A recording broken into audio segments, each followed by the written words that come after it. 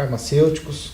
Hoje nós estamos aqui recebendo a presidente da Associação Brasileira dos Farmacêuticos Homeopatas, a ABFH, a doutora Amarílis Toledo César, o doutor Daniel Magano, que é vice-coordenador da nossa comissão assessora de homeopatia aqui do CRF São Paulo. O tema hoje vai ser sobre homeopatia, sobre desafios na área de homeopatia para a profissão farmacêutica, e o papo vai ser bem interessante porque é uma área que desperta aí as pessoas, desperta curiosidade e interesse.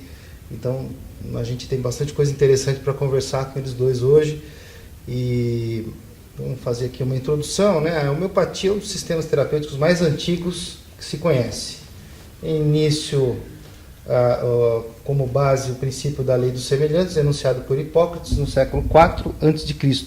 Mesmo assim, os avanços do setor são recentes. Apenas em 1952, o ensino da farmacotécnica homeopática tornou-se obrigatório nas faculdades de farmácia do Brasil. E mais, somente no ano passado, com a resolução número 586, os farmacêuticos foram regulamentados como prescritores. Justamente sobre esse tema, né, eu vou começar aqui a fazer as nossas perguntas aqui. Primeiro para a doutora Amarílis, né, que é presidente da Associação Brasileira. Primeiramente, muito obrigado por vocês estarem aqui hoje e concordarem aqui, estarem vindo para fazer essa conversa conosco. Doutora Amarílis, como é que você descreve os avanços da profissão, os desafios da profissão farmacêutica nessa área de homeopatia?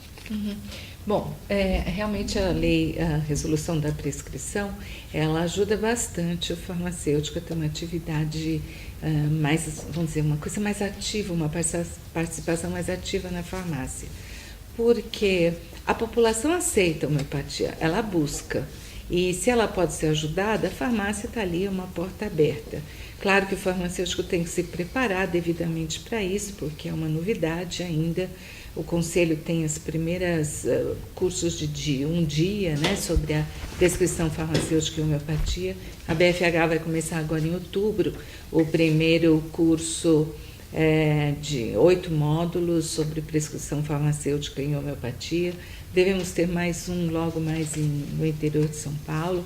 Então, isso tudo é um campo aberto para o farmacêutico. A população, como eu disse, ela gosta da homeopatia. E o farmacêutico gostando também, ele tem essa oportunidade de atuar muito mais, desde que se prepare. O senhor vê também isso, doutor Daniel, em termos da população? O que o senhor acha que a população ganha com a utilização da homeopatia? E agora com a questão da prescrição, o senhor acha que isso vai dar uma melhoria, a prescrição pelo farmacêutico, né? Porque a homeopatia já é difundida, já é algo que existe, que as pessoas já utilizam, mas agora o farmacêutico pode também prescrever os medicamentos e isso pode dar uma... O senhor acha que pode alavancar isso? Sim, especialmente com um certo tempo e também com o preparo dos farmacêuticos e das farmácias em termos de uma estrutura apropriada para isso.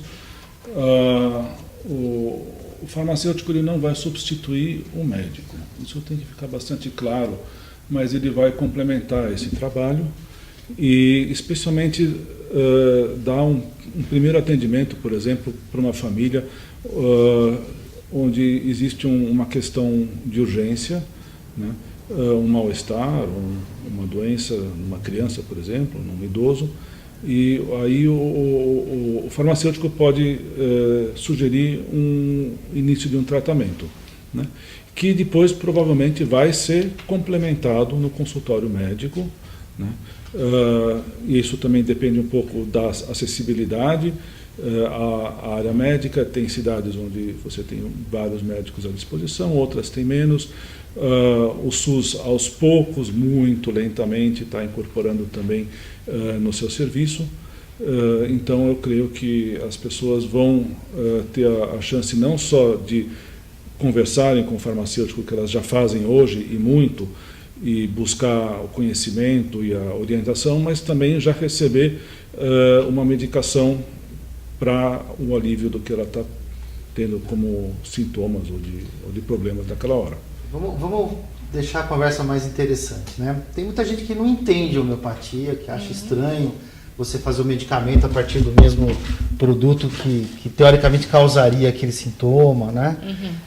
E tem muita gente que é cética, né? Sim. E eu acho interessante a gente também falar sobre isso. Como farmacêuticos, nós tendemos a levar a homeopatia como uma coisa muito séria, só que é bom sempre a gente falar sobre a homeopatia no sentido mais minucioso, né? Como ela funciona. Então, o que vocês têm para falar sobre isso? Começando pela doutora Marilis, que é uma defensora aí da homeopatia de tanto, né, tão famosa defensora e presidente da associação. Pois é, eu acho que a homeopatia tem um telhado de vidro. E o telhado de vidro é o medicamento, portanto é nosso. O médico, se ele prescreve alguma coisa e o paciente melhora, ninguém quer muito saber como é que aquilo que funciona. Funcionou e ele fica satisfeito e pronto. Mas quando vem para a farmácia ou vem olhar o medicamento, como é que ele é feito, opa, isso aqui não pode ser, é difícil de entender. Há alguns anos eu tenho a oportunidade de participar de um grupo que aceitou farmacêuticos inicialmente na sua pré-consulta e pós-consulta de homeopatas. E hoje a gente participa mesmo até no todo da própria consulta. E é tão interessante, porque na farmácia só, a gente no máximo falava assim, olá, você de novo, como foi, melhorou da última vez, tomou aquele medicamento, foi bem? Isso era até há pouco, né? E participando desse grupo, eu podia fazer uma pré-consulta e realmente perguntar sobre aqueles sintomas todos, se você teve uma melhora ou não. E era muito interessante, porque nós somos um grupo de farmacêuticas e a gente se reveza. Então eu voltava e falava assim, lembra aquele seu Antônio que estava tão mal? Você não acredita, ele voltou na consulta agora um mês depois, mudou tudo, parece outra pessoa. E ele diz que só tomou o nosso medicamento. Então dava inclusive uma valorização muito maior para o medicamento e para o que a gente fazia. Então hoje a gente tem a oportunidade já de indicar e acompanhar. Porque senão nós também temos uma formação muito técnica e que tem uma tendência também a ser cética. E só quando você experimenta, que a homeopatia não é uma religião, você não tem que acreditar. A gente tem também um slogan, né, que fala assim, homeopatia, não acredite, experimente. Muito e aí bom. Você experimenta e vê, nossa, não é mesmo que essa coisa funciona? Então, eu acho que é uma maneira boa de agora o farmacêutico estar muito mais próximo da ação, de observação. Muito bom. Doutor Daniel, nessa mesma linha, né, a gente percebe assim, poxa, tem muita gente que fala, mas a homeopatia, como disse a doutora Marilis, né, a pessoa é cética, acha que a homeopatia, quando veio fazer o medicamento, acha que ele não funciona e tal. Mas, por outro lado, o próprio governo, hoje em dia, reconhece a homeopatia como uma parte importante, né, na questão da saúde, aí, uma prática importante, e inclusive está incorporada no SUS, né, doutor Daniel? Eu queria que o senhor falasse um pouquinho sobre isso. Sim, isso foi um passo bastante importante que aconteceu nos últimos 15 anos, eu diria, em que a área, digamos, mais política encontrou o suporte necessário para incluir não só essa área, como outras práticas complementares dentro do SUS, e isso aos poucos vem se desenvolvendo. Nós que estamos trabalhando na área, claro que sempre achamos que a velocidade não é suficiente, que deveria ter mais dinamismo nisso, mas a gente entende que a área, digamos, política não é tão simples assim. Existem as 3 esferas, a esfera municipal, a estadual e a esfera federal, e cada um tem o seu próprio ritmo, né? O que eu acho que é muito importante frisar aqui, e o que talvez deu a base para essa decisão, foi que hoje existem trabalhos científicos, estudos de várias formas, tanto, digamos, tentando adaptar os estudos da área mais convencional, como estudos que são genuinamente a partir da própria filosofia, a partir da forma da visão da homeopatia. E esses estudos demonstram, todos de uma forma ou de outra, a eficácia, né? Que o paciente, ele de fato melhora, né? Existem teorias diferentes por que isso acontece. Acho que ainda tem muito campo para ser pesquisado, né? Mas isso dá uma base sólida, né?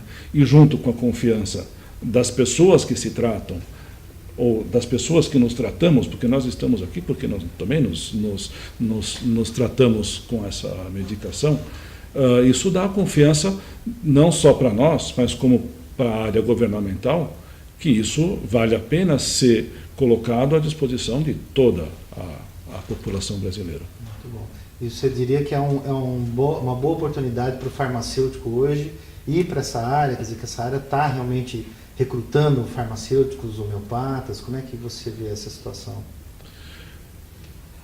Existe um potencial bastante bom, né? À medida que, especialmente o SUS vai incorporando, implementando o atendimento, certamente as oportunidades vão aumentando também. Tanto para o farmacêutico que já está no SUS entrar na área de homeopatia, se especializar para homeopatia, é uma boa oportunidade, quanto para aquele que está na área de homeopatia também tentar o SUS, né? Então acho que seria aí duas oportunidades. Doutora Marilis, eu queria, para encerrar, né, aproveitando que toda essa energia, né, todo esse vigor, essa empolgação com a homeopatia, podemos dizer, né? A gente conhece há tantos anos a doutora Marilis, e a doutora Marilis sempre foi uma entusiasta. Além dela ser uma pessoa referência na área, era uma entusiasta nessa área. Mas para aquele farmacêutico que está se formando agora, ou para aquele futuro farmacêutico, o que você pode dizer para trazer ele para essa área da homeopatia? Eu queria que você colocasse para os futuros farmacêuticos ou para os recém-formados venda o seu peixe. Faça com que ele venha para a área de homeopatia. Tá, eu acho que ele tem que vir e experimentar e conhecer, não tem outra maneira. E hoje, trabalhando na farmácia, ele pode fazer isso. Então, eu participei, por exemplo, da disciplina optativa no ano passado, e já teremos, nesse ano, e já teremos no ano que vem novamente, na USP, na Faculdade de Farmácia da USP, onde há muito tempo não tem nada de homeopatia. E foi tão bom, porque os estudantes são um grande desafio, né, para nós. E muitos se interessaram, alguns de uma maneira bem mais aprofundada. Então, agora a gente tem de novo uma oportunidade de falar com estudantes da Unicamp. Então, onde for, da Unesp, aonde for possível, faculdades particulares, aonde for, a gente tem que ir e levar essa semente, levar esse desafio. E isso pode acontecer em vários níveis, quer dizer, está no SUS, está na farmácia, está na pesquisa, é difícil, cobra-se muito que a homeopatia não faz grande pesquisa. Eu acho que os pesquisadores em homeopatia são heróis, porque eles fazem sem grandes apoios, né? Eles fazem voluntariamente. Esse trabalho que eu citei ocorria no SUS de Jundiaí, e foi o que levou a um trabalho de depressão, a uma tese de doutorado de depressão. Então, muitos casos eram casos de depressão, e onde você pode tratar a depressão com medicamento testado em teste duplo cego, fazer até mesmo pesquisa clínica. Quer dizer, tem muita coisa para fazer na área. Então, você diria que é uma área que dá retorno, satisfação pessoal e retorno profissional. E retorno profissional também. Dificuldades existem, mas existem em todas as áreas. Bom, então ficamos por aqui. Queria agradecer mais uma vez a presença de vocês. A conversa foi muito boa e vejo vocês no nosso próximo programa.